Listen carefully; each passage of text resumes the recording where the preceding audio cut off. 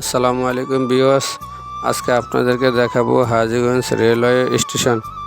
Hajiganj railway station Chandpur জেলার অন্তর্গত হাজীগঞ্জ উপজেলায় অবস্থিত।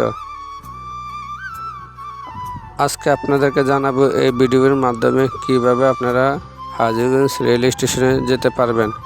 হাজীগঞ্জ বাজার থেকে 20 টাকা রিক্সা দিয়ে যে কেউ বললে হাজীগঞ্জ রেল স্টেশনে আপনাদেরকে নিয়ে যাবে। হাজীগঞ্জ রেল স্টেশন থেকে আপনি বাংলাদেশের চট্টগ্রাম বিভাগে যাতায়াত করতে পারবেন। রেল ভ্রমণ করেন না এমন লোক খুঁজে পাওয়া যাবে না। রেল ভ্রমণ খুবই রোমাঞ্চকর বিষয়। আপনারা যারা রেল যাতায়াতকে ভালোবাসেন তারা হাজীগঞ্জ থেকে চাঁদপুর যাতায়াত করতে পারবেন। চাঁদপুর থেকে চট্টগ্রাম যেতে পারবেন রেলের মাধ্যমে। কে কোন জায়গা থেকে আমাদের ভিডিওটি দেখছেন অবশ্যই কমেন্ট বক্সে আমাদেরকে জানাবেন।